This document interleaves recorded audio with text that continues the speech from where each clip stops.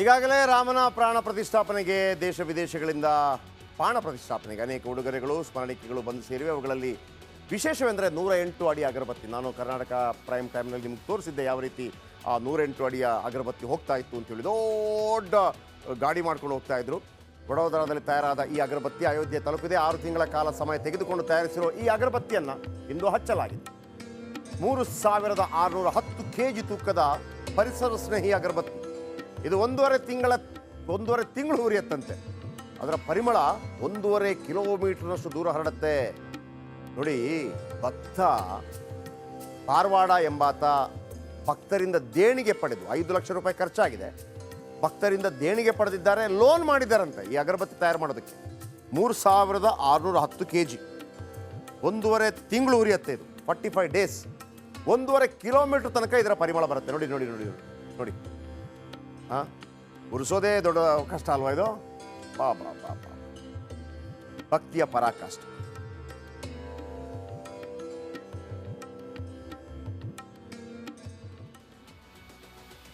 ನಾವು ಈ ಹೈದರಾಬಾದ್ ಧಾರವಾಡ ಪೇಡೆ, ಆಮೇಲೆ ಬೆಳಗಾವಿ ಕುಂದ, ಈ ರೀತಿ ಎಲ್ಲ ಕೇಳಿರ್ತೀವಲ್ವಾ.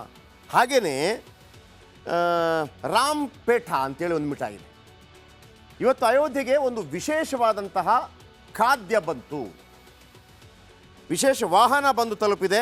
ದೇಶದಲ್ಲಿಯೇ ಪ್ರಸಿದ್ಧಿ ಪಡೆದಿರುವಂತಹ ಆಗ್ರಾ ಪೇಠ ಅಂದರೆ ಬೂದು ಕುಂಬಳಕಾಯಿಯಿಂದ ಮಾಡುವ ವಿಶೇಷ ತಿನಿಸು ಇಂದು ಅಯೋಧ್ಯೆ ಬಂದು ತಲುಪಿದೆ. ನೋಡಿ, ಈ ಸಿಹಿ ತಿನಿಸನ್ನು ಪ್ರಾಣ ಪ್ರತಿಷ್ಠಾಪನೆ ದಿನ ಹಂಚಲಾಗತ್ತಂತೆ. ಆಗ್ರಾ ಪೇಠ ನೋಡಿ, ಪ್ರಾಚೀನ್ ಪೇಠ, ಆಗ್ರಾ ಪೇಠ, ಇದೊಂದು ಸ್ವೀಟು. ಎಲ್ಲ ಬರ್ತಾ ಇದೆ, ಉಡುಗೊರೆ ಉಡುಗೊರೆ ಉಡುಗೊರೆ ಬರ್ತಾ ಇದೆ. ಎಲ್ಲರೂ ಒಂದಲ್ಲ ಒಂದು ರೀತಿಯಲ್ಲಿ ಬೂದು ಕುಂಬಳಕಾಯಿಂದ ಮಾಡೋದು. ಬೂದು ಕುಂಬಳಕಾಯಿ ಗೊತ್ತಲ್ಲ, ಕುಂಬಳಕಾಯಿ. ಹೌದು, ಅದೇ ಕುಂಬಳಕಾಯಿಂದ ಮಾಡ್ತಾರೆ. ಇಷ್ಟೆಲ್ಲ ಬಂದಿದೆ. ಅವತ್ತು ಹಂಚ್ತಾರೆ, 22ನೇ ತಾರೀಕು ಹಂಚ್ತಾರೆ. ನೆಕ್ಸ್ಟ್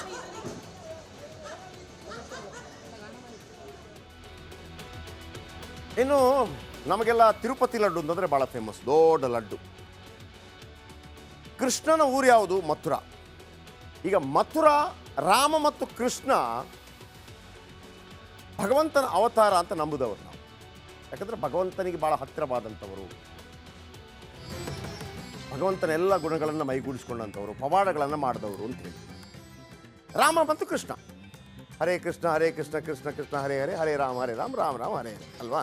ಈಗ ಕೃಷ್ಣನ ಊರಿಂದ ರಾಮನ ಊರಿಗೆ 1000 kg ಲಡ್ಡು ಬಂದಿದೆಯಂತೆ. ಇದನ್ನು ಕೂಡ ಪ್ರಾಣ ಪ್ರತಿಷ್ಠಾಪನೆಯ ದಿನ ಭಕ್ತಾದಿಗಳಿಗೆ ಹಂಚಲಾಗುತ್ತೆ. ಯಾರೆಲ್ಲ ಅವತ್ತಿರ್ತೀರಿ ಫುಲ್ ಸ್ವೀಟು ಆಯ್ತಲ್ಲ.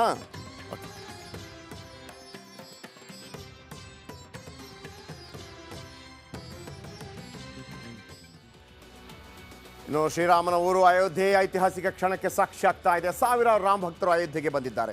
ಲಕ್ಷಾಂತರ ಭಕ್ತರು ಅಯೋಧ್ಯೆಯತ್ತ ಧಾವಿಸ್ತಾ ಇದ್ದಾರೆ.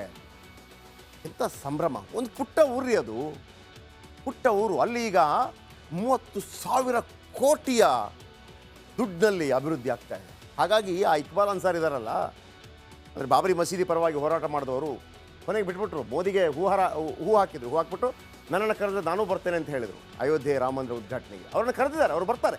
ಅವ್ರನ್ನ ಕೇಳಲಾಯಿತು, ನೀವು ಇಷ್ಟು ವರ್ಷಗಳ ತನಕ ಹೋರಾಟ ಮಾಡಿದರೆ ಮತ್ತೆ ಯಾಕೆ? ನೋಡಿ, ಫೈನಲಿ ನನ್ನ ಊರು ಅಭಿವೃದ್ಧಿ ಆಗ್ತಾ ಇದೆ. ಅಯೋಧ್ಯೆ ಯಾರೂ ನೋಡ್ತಾ ಇರಲಿಲ್ಲ. ಈಗ 30,000 ಕೋಟಿ ದುಡ್ಡು, ಏರ್ಪೋರ್ಟು, ಆಮೇಲೆ 1,000 ಟ್ರೈನ್ ಬರುವಷ್ಟು ರೀತಿಯಲ್ಲಿ ರೈಲ್ವೆ ಪ್ಲಾಟ್ಫಾರ್ಮು, ಎಲ್ಲ ಅಭಿವೃದ್ಧಿ 200 ಯೋಜನೆಗಳಿಗೆ. ಆಮೇಲೆ ಅಲ್ಲಿ ಅಮಿತಾಬ್ ಬಚ್ಚನ್ ಒಂದು ಸೈಟ್ ತಗೊಂಡಿದ್ದಾರಂತೆ 14.5 ಕೋಟಿ ರೂಪಾಯಲ್ಲಿ. 10 ರೂಪಾಯಿಗೆ ಮಾರ್ತಾ ಇದ್ದಂಥ ಜಾಗಗಳೆಲ್ಲ ಇವತ್ತು ಕೋಟಿ ಬೆಲೆ ಬಾಳ್ತಾ ಇದೆ. ಎಲ್ಲ ಶ್ರೀಮಂತರಾಗ್ಬಿಡ್ತಾರೆ ರೀ ಅಲ್ಲಿದ್ದವರು, ಪವಾಡ ಆಗ್ಬಿಡುತ್ತೆ. ಇವೆಲ್ಲವನ್ನು ಕೂಡ ಸೆರೆ ಹಿಡಿದು ಕೊಡೋದಕ್ಕೆ ನಮ್ಮ ಕಲೀಗ್ ಸ್ಮಿತಾ ರಂಗನಾಥ್ ಮತ್ತೊಮ್ಮೆ ಅಯೋಧ್ಯೆಗೆ ಹೋಗಿದ್ದಾರೆ. ಎಂತೆಂಥ ಮಾಹಿತಿಗಳನ್ನು ಕೊಟ್ಟಿದ್ದಾರೆ, ಬನ್ನಿ ನೋಡೋಣ.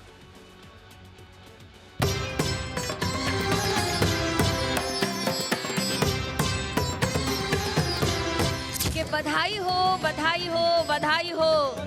राजा दशरथ के 4 पुत्र हुए हैं। बधाई हो बधाई हो बधाई हो।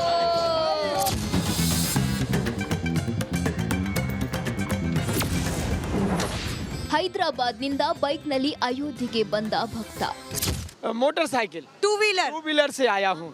ಎಷ್ಟು ದಿನ ಆಯ್ತು कितने दिन 6 रोज आज कंप्लीट 6वां दिन है मेरा वहाँ से निकलने के बाद 6वें दिन पहुंचा। अभी तो अयोध्या को एयरपोर्ट है, रेलवे डिपार्टमेंट भी सुधर गया है, क्यों टू व्हीलर पे क्यों? देखिए एक बार हम बचपन में साइकिल से आए थे तो मन में था कि गाड़ी लेंगे और जाएंगे अयोध्या। ट्रेन तो है पॉसिबल है, प्लेन भी है पॉसिबल है, मगर पहले नहीं थे तो मैं बोला टू व्हीलर से एक बार जाके आते, राम जी को मना के आते। ಶ್ರೀರಾಮನ ಊರಿನಲ್ಲಿ ಕರುನಾಡ ಭಕ್ತ. ಕನ್ನಡಿಗರೊಬ್ಬರು ಸಿಕ್ಕಿದ್ದಾರೆ, ತಮ್ಮ ಅಕ್ಕಯ್ಯ ಅಂತ ಕರೀತಿದ್ದಾರೆ. ನಮಸ್ಕಾರ. ಎಲ್ಲಿಂದ? ನಮಸ್ತೆ ಅಕ್ಕ, ನಾವು ಮಂಡ್ಯದಿಂದ. ಮಂಡ್ಯದಿಂದ. ಓಹೋ, ಮಂಡ್ಯದಿಂದ ಹೆಂಗ್ ಬಂದ್ರಿ ಇಲ್ಲಿ? ಮಂಡ್ಯದಿಂದ ಟ್ರೈನಲ್ಲಿ ಬಂದ್ವಿ. ಅಂದ್ರೆ ಫಸ್ಟ್ ಕಾಶಿಗೆ ಹೋಗಿದ್ವಿ, ಕಾಶಿ ಮುಗಿಸ್ಕೊಂಡು ಇಲ್ಲಿ 3 ದಿನ ಆಯ್ತು. 3 ದಿನದಿಂದ ಇಲ್ಲ ಇದ್ದೇವೆ. ಹೆಸರು ನಿಮ್ದು? ವೇಣುಗೋಪಾಲ್ ಅಂತ ಹೇಳಿ. ಅಯೋಧ್ಯೆಗೆ ಬಂದಿರೋದು ಹೇಗೆ ಅನ್ನಿಸ್ತಾ ಇದೆ? ರಾಮ ಮಂದಿರ ಉದ್ಘಾಟನೆ ಆಗ್ತಿದೆ ಕೆಲವೇ ದಿನದಲ್ಲಿ. ತುಂಬಾ ಖುಷಿ ಆಗ್ತಾ ಇದೆ, ಯಾಕಂದ್ರೆ ನಮ್ಮ ಸನಾತನ ಧರ್ಮದ್ದು ಒಂದು ಪ್ರತೀಕವಾಗಿ ನಮ್ಮ ಹಿಂದೂಗಳ ಒಂದು ಖುಷಿ ಅಂತಾನೆ ಹೇಳ್ಬೋದು. ಒಂದು ಹಬ್ಬದ ವಾತಾವರಣ ಇದೆ. ರಾಮ ಮಂದಿರಕ್ಕೆ ಕನ್ನಡಿಗರಿಂದ ವಿದ್ಯುತ್ ಅಲಂಕಾರ. ಒಂದು ಮೊದಲ ಕೇಬಲ್ನಿಂದ ಶುರುವಾಗಿ ಕೊನೆಯ ಕೇಬಲ್ನವರೆಗೂ ಪ್ರತಿಯೊಂದು ವಿದ್ಯುತ್ ಅಲಂಕಾರ ಮಾಡುವಂಥ ಕೆಲಸ ನಮಗೆ ಸಿಕ್ಕಿದೆ. ಅದು ನಮ್ಮ ಭಾಗ್ಯ. ಅದನ್ನು ಸಂಪೂರ್ಣವಾಗಿ ನೆರವೇರಿಸ್ತಾ ಇದ್ದೀವಿ ಅನ್ನುವಂಥದ್ದು. ಅದಕ್ಕೂ ಹೆಚ್ಚಾಗಿ ರಾಮನ ಕೃಪೆಯಿಂದ ಇದೆಲ್ಲ ನಡೀತಾ ಇದೆ ಖಂಡಿತವಾಗ್ಲೂ. ಎಲ್ಲೆಲ್ಲೂ ಸಂಗೀತ, ಭಕ್ತಾದಿಗಳ ಸಂಭ್ರಮ. श्री चरणों में हम लोग चढ़ा रहे हैं और हमारे साथ श्री राम और सीता भी हैं। तो हम लोग 3 दिन से यहीं पर जगह जगह अपने गीत गाते हैं। राजा दशरथ जी के घरवा आज जन्मे ललनवा, राजा दशरथ जी के घरवा आज जन्मे ललनवा, राजा दशरथ जी के घरवा आज जन्मे ललनवा।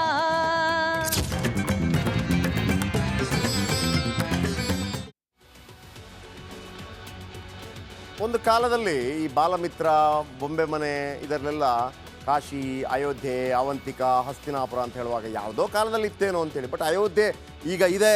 ಅಲ್ಲಿಂದ ಲೈವ್ ಕಾರ್ಯಕ್ರಮಗಳನ್ನು ಕೊಡ್ತಾ ಇದ್ದೀವಿ. ಅಲ್ಲಿ ರಾಮಚಂದ್ರನ ಏನು ದೇವಸ್ಥಾನ ಲೋಕಾರ್ಪಣೆ ಆಗುತ್ತೆ. ಭಾಳ ಆಶ್ಚರ್ಯ ಆಗುತ್ತೆ. ಇನ್ನು ಭಗವಾನ್ ಶ್ರೀರಾಮನ ಪ್ರಾಣ ಪ್ರತಿಷ್ಠೆಗೆ ಮೈಸೂರು ಶಿಲ್ಪಿ ಅರುಣ್ ಯೋಗಿರಾಜ್ ಕೆತ್ತಿರೋ 51 ಇಂಚಿನ ಬಾಲಸ್ವರೂಪಿ ರಾಮನ ವಿಗ್ರಹ ಆಯ್ಕೆ ಆಗಿರೋದು ನಿಮ್ಗೆ ಗೊತ್ತೇ ಇದೆ. 11-15 ಟ್ರಸ್ಟಿಗಳಿದ್ರು, ಎಲ್ಲ ಓಕೆ ಅಂದ್ಬಿಟ್ರಂತೆ. ನೋಡ್ಬಿಟ್ಟು ಓಕೆ 3 ವಿಗ್ರಹ ಇತ್ತು, 1 2 3 ಓಕೆ. ಆಮೇಲೆ 15 ಟ್ರಸ್ಟಿಗಳೆಲ್ಲ ಕೂತ್ಕೋತಾರೆ ಹಿಂಗೆ ಸುಮ್ಮನೆ ಯಾವ್ದು ಅಂತೇಳಿ. ಯಾರೂ ವಿರೋಧ ಹೇಳಲೇ ಇಲ್ವಂತೆ. ಯಾರೂ ವಿರೋಧ ಹೇಳಲೇ ಇಲ್ವ. ಎಲ್ಲ ಕರ್ನಾಟಕದ HD ಕೋಟೆಯಿಂದ ತಂದಂಥ ಕಪ್ಪು ಶಿಲೆ. ನೋಡಿ ಎಂಥ ಭಾಗ್ಯ ಬೇಕು. ಕರ್ನಾಟಕದ್ದೇ ಶಿಲೆ, ಕರ್ನಾಟಕದ್ದೇ ಶಿಲ್ಪಿ, ಆಮೇಲೆ ಕರ್ನಾಟಕಕ್ಕೂ ರಾಮಾಯಣಕ್ಕೂ ಸಂಬಂಧ ಇದೆ. ಹನುಮಂತ ಇಲ್ಲಿ ಅವ. ಆಮೇಲೆ ನಿಮಗೆ 22ನೇ ತಾರೀಕು ಕಾಯಬೇಕಾಗಿಲ್ಲ ರಾಮನ, ಅದು ಪ್ರಾಣ ಪ್ರತಿಷ್ಠೆ. ನಾಳೆ ಆ 70 ಎಕರೆಯಲ್ಲಿರುವಂಥ ರಾಮನ ದೇವಸ್ಥಾನ ಇದೆಯಲ್ಲ, ಅದರ ಒಳಗೆ ಬಾಲರಾಮ ಎಂಟ್ರಿ ಆಗ್ತಾನೆ. ನಮ್ಮ ಯಾರು ಅರುಣ್ ಯೋಗಿರಾಜ್ ಕೆತ್ತಿರುವಂಥ ವಿಗ್ರಹ ಇದೆಯಲ್ಲ, ನಾಳೆ ಎಂಟ್ರಿ ಆಗುತ್ತೆ. ನಾಳೆ ನಮ್ಗೆ ನೋಡೋಕೆ ಸಿಗುತ್ತೆ. ಅದು ಎಲ್ಲರಿಗೂ ಆ ಮೂರ್ತಿ ನೋಡೋ ಭಾಗ್ಯ ಸಿಗುತ್ತೆ. ನಾಳೆ ಅದನ್ನು ನಾವು ಅದ್ಭುತವಾಗಿ ನಿಮ್ಮ ಮುಂದೆ ತೆರೆದಿರ್ತೀವಿ.